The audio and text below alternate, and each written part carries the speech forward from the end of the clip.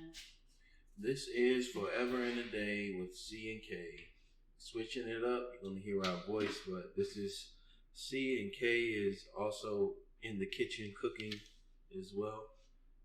And also let me know I should bring my volume down, so I'll do that too. So just let me know if that sounds a little better. Today, what we're doing is celebrating our partners, and that is a topic of discussion. Whereas usually you hear fundamentally what it's like to support your partner through their individuality, whereas the triumphant part of it all is being able to celebrate the things that you as an individual have to celebrate for yourself before you find this significant other or complementary piece to your life to not have you always think about those things. And I want to celebrate Kay for the great couple of weeks that she has had as an entrepreneur, as a human being, and as well as a soul. And it's hard for people to do that because if they give someone else the stage, then they feel like they have to take a back seat. And that's the truth, you do. Someone's ego shouldn't be allowed to dictate how they love someone or receive love from someone. Agreed. And as you find your way, it is beautiful to see these moments where you can do multiple things, heal as you heal, appeal to the masses in ways that you are comfortable appealing to the masses, and not having to feel like you have to ask so many questions of yourself through other people's misinterpretations of you. Congratulations. Okay. What does celebrating your partner look like for you? What do you need in this moment? It's a better question because I'm celebrating you. What do I need? Yes, what do you need in this moment given everything that you've been working through as a whole human being? You don't have to talk about personalities or personal stuff, but you can just... I'm a words of affirmation person. So you know, the kind words are great. Because I'm not a person that looks for a good job, great. Yeah, I don't look for that, but I do know that is something that helps me keep going without having to tell a person to give me that. Yes, I think it's important for me to observe the things that you truly value, or anyone in that case, because you may not be able to tangibly acknowledge that with gifts. Right.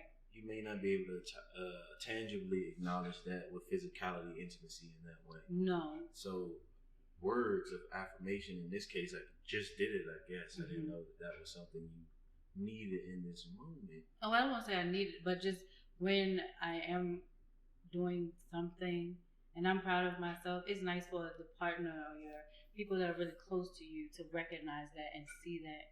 But they would have to really know you and know how far you've come with certain things to be able to know, like, all right, so right now I need to text her, or I need to call her or him or whomever and be like, I see you, keep going. Right. So I see you and keep going. It takes a level of intimacy to be attentive to your partner. I think that's also something we should put in the pot. Really paying attention to what your partner needs as a form of celebration. Because you can't wait. I feel like you have to, especially in the beginning of any relationship, let a person know what you need, right? So it's already established. This is what I need when this is happening, right? So you have already communicated it. And so then it's up to them to take the baton and say, oh, okay, so this is what he or she meant when they were saying, in this moment, I need this. So let me go ahead, because it shows that you were being attentive to whatever was being said or communicated in the moment of communication. Like, you know, this is what I need, this is what I don't need. This is how much I need, and this is how little I need of whatever it may be. Yeah, I think it goes a long way, and those are the integral things that help a relationship grow. For myself, yeah, I was about to say, what about you, my friend? For sure. We're just letting it flow and making sure you get your acknowledgement first and foremost. Yes. I just need, I would say also words of affirmation. Yeah. Because I don't need help with much of anything besides acknowledging, for example, like my own physical health and ways I need to like cater to that. Or taking time out to do things like get things for me or celebrate myself and just taking time to take care of myself. Right. And you reminding me of that specifically helps me out go a long way. I'm not necessarily the picker-upper or you need me to pick you up. It's just more so like, okay, you see that all of this effort is being placed into something that means a lot to everybody. As long as that is acknowledged for me, I think I go even further of making sure that I continue to do what I need to do in this moment. For example, you don't necessarily need me to cook, but I'm here and it makes sense to support you as you go throughout this journey of being a whole person, not just a I'm the mom, person. woman, etc. So I'm the person, like when I'm cooking, I don't necessarily want a lot of people in the kitchen with me, but I like to talk to people when I'm cooking. So like I like to have, that's why I like islands and things like that, or like breakfast bars, because the person may not have to be in the kitchen with you, but they're like right there, you know, talking to you and just shooting the shit. Like I like stuff like that.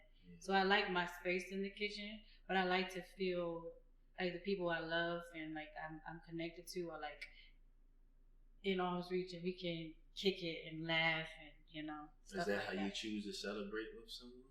Yes, because I'm not a person that needs so much hugs and things of that nature. But I do like to be surrounded by love and my heart being on the and the people that carry my heart on the outside of my chest. I like that. People who carry my heart on the outside of my chest. That's that I've entrusted with my heart. So, yeah. All right. So, what do you say to someone that may be figuring out their journey for someone else, or they're with someone else and they truly desire to connect?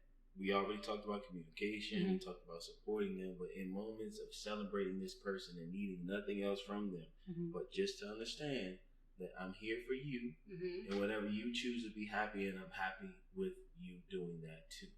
What does that look like for someone that may have a hard time accepting what they may need from other people outside of their body? Explain that. Because I'm trying to process that. Process it, that's fine. What I'm saying is that your heart outside of your body, those people, right? Say it's someone that is a part of a support system themselves, and they have things that are holding them back from actually appreciating connecting to themselves in a way that allows for them to connect to others. Okay. What does that look like for someone that may not have an idea of what they may need for someone else? Start with the basics. When you want to be celebrated or acknowledged in a way, what does that look like for you? Even if you may not have a full spectrum of an idea, what does it look like? Do you like when people talk to you? Do you like when people touch you? And it's just as simple as that. It doesn't have to be words of affirmation or I want this and I want. It's just break it down real simple, like because maybe they don't know love language. Exactly. So it's like when you are doing something great, do you like when people talk to you and acknowledge that something great? Do you like when people give you a physical pat on the shoulder or a hug or a dap? Do you like when people do you like gifts? Do you like to just sit in silence and just be around the people that you love? I actually love sitting in silence. So that's how I would approach it, because not everybody understands what love languages are. And even if people may know what a love language is, some people may not connect to it in that way. So then you just break it down a little bit more and ask them what parts of them feel the safest in those moments. Now, say is that you're courting somebody and it's like, hey, so what do you like? What do you do? Is that a question you ask when you first? I would say so. How would that look in a question format? To somebody you like, it's the first couple of dates, or maybe you're just getting to know this person. How do you get that point across and keep that in mind throughout the duration of the relationship? So I would say it's the same type of thing. When you are doing something and you may be in the space where you want to be congratulated, or you feel like, because a lot of people insinuate that they deserve compliments. Some people get upset when you don't acknowledge it, but they don't actually. But some people don't, like me, don't ask for it. I just keep going and going and going, and I don't know that I need to be congratulated. So you have those people too. So I feel like I'm a straight shooter, so I'll ask. But what when I if you get to need the know a person. compliment? How do you ask something if you want them to notice something about you? But that's the thing. I'm not that type of person. Well, we're addressing people that may have that type of compliment. I couldn't even give. I wouldn't know. All right, so I'll chime in with that. When someone is in need of complimenting their own ego, I want you to consider what that looks like on someone else. And if you could truly love yourself in that ego, if you had to oblige the celebration. So, for example, if you are wanting to be celebrated in, I want to celebrate my birthday every month, every day this month, if you will. That's something that can totally happen. Yeah. But in the same regard, could you give a month to someone else? Well, what if the person doesn't want to celebrate their birthday in that way? Before you even get to that point, you have to consider whether or not whatever you're expecting of someone else, yes, could it be done for them too? Right, and so that's how I approach stuff. Yeah. Because I never like to leave Charles out of anything, even if he doesn't want it or he asks for it. I'm not the type of person that wants to leave anybody out of anything. I'm a very inclusive person. With even when I'm doing something for myself, I want to include the people that I care about, to let them know that they are seen and appreciated and loved and all of that. So that's maybe why I can't think of it. No, it compliments someone that may have the ability to be empathetic, but we're also considering the empathy of someone that may not understand that just yet. Right. If we're healing as we heal, and if it's in you and not on you, you can begin to describe what that looks like for someone that may not have the basis. Right. They may have too much trauma to overlook that I need my needs met first. Yeah, we've all been from those people until, not saying that they won't change, because people can change, but when it's a me person, and they're not really considering you in any way, that's a problem. Yes, that's one way of addressing it, but we have to get to or through those people that may have that mentality.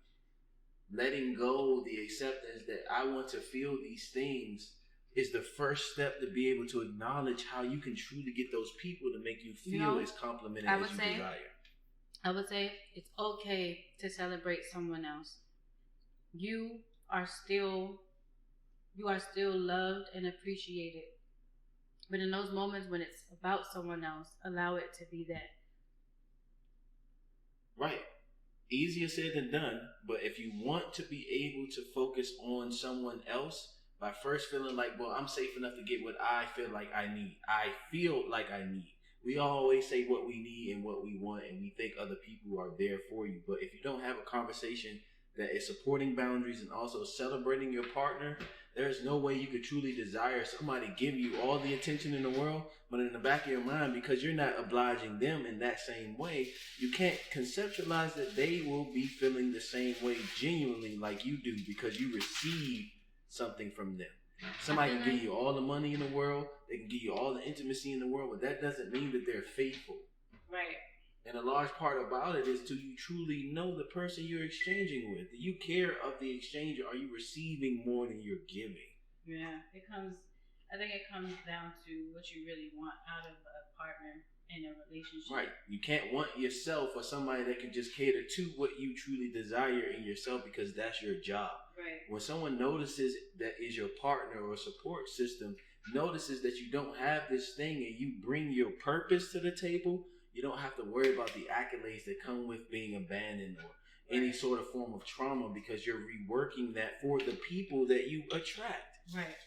And if you can't work on that, that's because you're attracting people for that lower level of thinking. But with just a minute to go, I want to congratulate you on your booming business, right? I want to congratulate you on all the steps you've taken as a woman throughout that process. I'm happy for you and all of your family for the growth that they have had as a unit. I'm talking top down. Shout out to all of your relatives. I appreciate you all allowing me to be a part of what, we do every day. Shout out to those people that you're inspiring, right? New podcasts are being bloomed every day. And I don't need anything from that because I benefit from your happiness. You first actually have to be that. Right. And not working towards that by thinking you need to exchange anything with me because I'm not happy if you're not. And you're not supposed to be happy if I'm not. Right. So take that with a grain of love. Until next time, Check out all of the episodes. They're very meaningful, and this is no different. We switched it up, and we're pushing the artistic envelope. Yes. You all be well.